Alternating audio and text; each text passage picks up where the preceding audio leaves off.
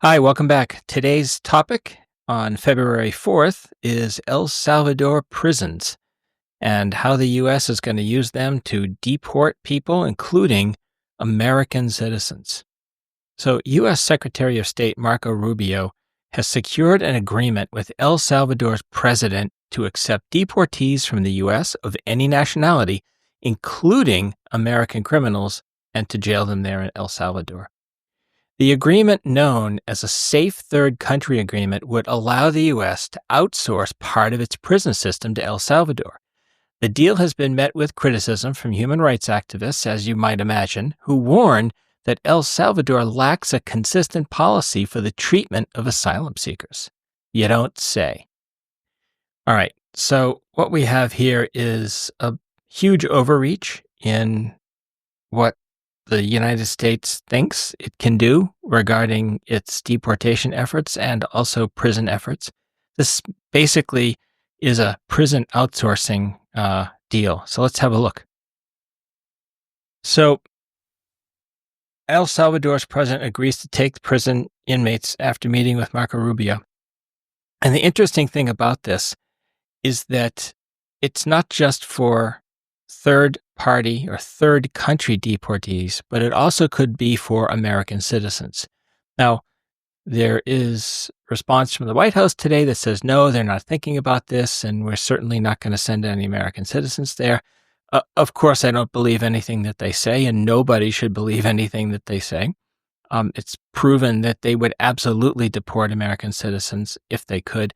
I suspect what they mean by American citizen is someone who has immigrated here and has citizenship and then has committed a violent crime or some kind of crime and is currently in prison.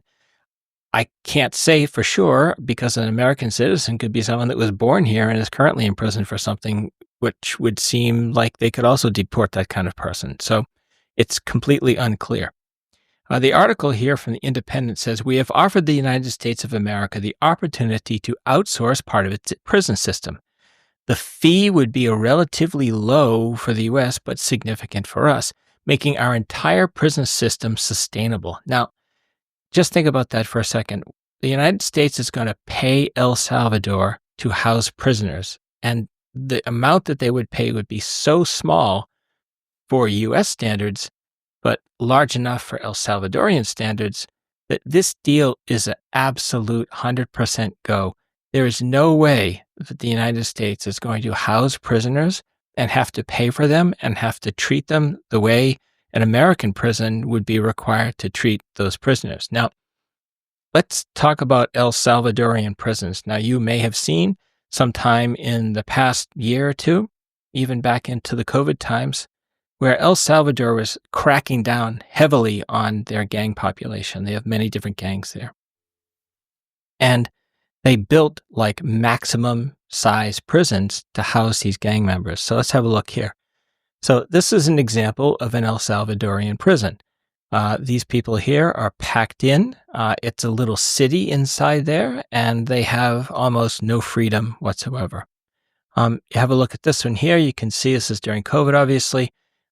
People are just packed into cells like cattle.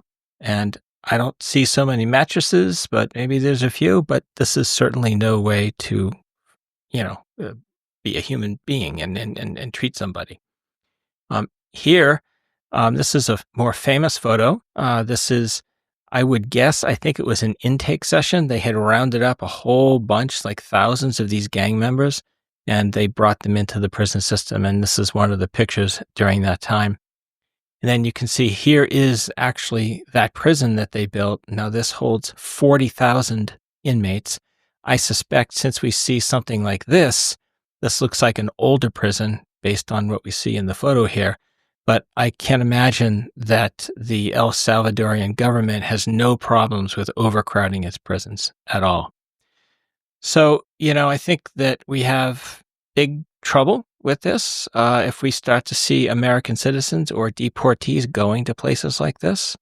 Let's see what Marco Rubio has to say, okay? The president, in an act of extraordinary friendship to our country, knowing the challenges we face in the U.S., has agreed to the most unprecedented and extraordinary migratory agreement anywhere in the world. He has agreed to accept for deportation any illegal alien in the United States who is a criminal from any nationality, be they MS-13 or Tren de Aragua, and house them in his jails.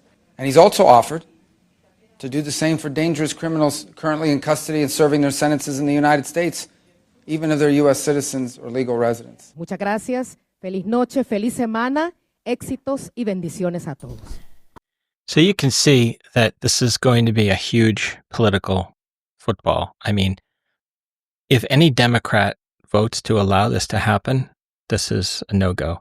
And I'm sure that this will be completely supported by the Republicans.